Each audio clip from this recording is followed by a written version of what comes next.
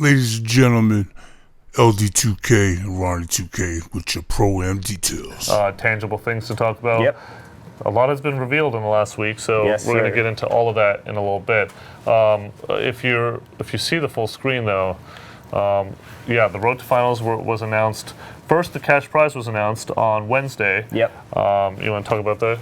Yes, $250,000 to the winning team of the entire Road to the Finals tournament. So a lot of money on the line for that winning team. And also, as if that's not good enough, RONNIE2K, a trip to the 2016 NBA Finals. So a very, very, very large cash prize and a really, really cool trip is what will be yours if you can prove you're the best 2K Pro-Am team. So the way this is going to work is there has been already one preseason day, and there will be another one this upcoming weekend, and it will give fans kind of the idea of how this thing is going to work.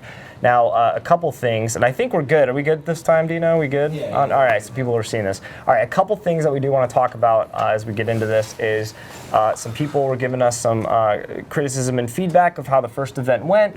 Some stuff they were seeing, some concerns they had, and I'll be the first one to tell you that we've been listening, the dev team has been listening, and they're going to tweak the scoring system, the point system that you saw, based on stuff that we were seeing, based on stuff that you were telling us. This will be adjusted, and we'll have more on that in the coming days. Yeah, a lot of people were asking why are we doing preseason events and why haven't the full rules been revealed. This is the first year we're obviously doing an esports competition, and there's going to be a lot of learnings, but particularly we wanted to do these two preseason events to see how you guys kind of formulated your teams, how things ran, how our point system worked. We haven't done this before.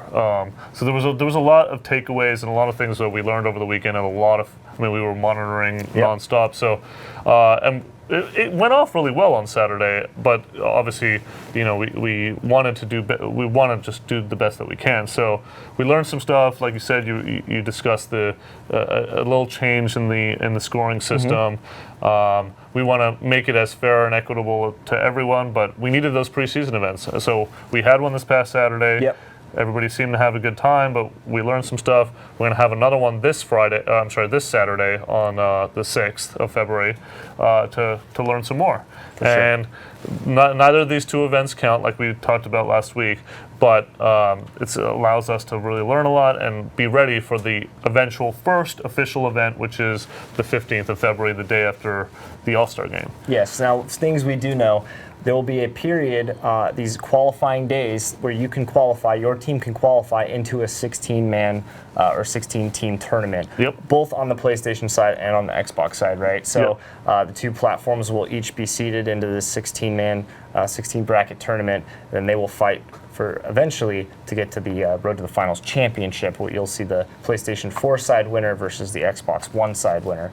So $250K up for grabs, a trip to the 2016 NBA Finals.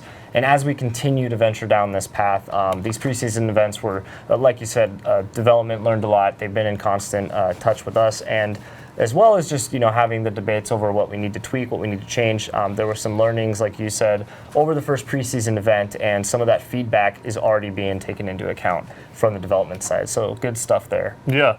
And, we will have full rules in advance of that February 15th day. A lot of the rules are out there, and you guys got to experience how it works. Obviously, you have to win 4 games to qualify.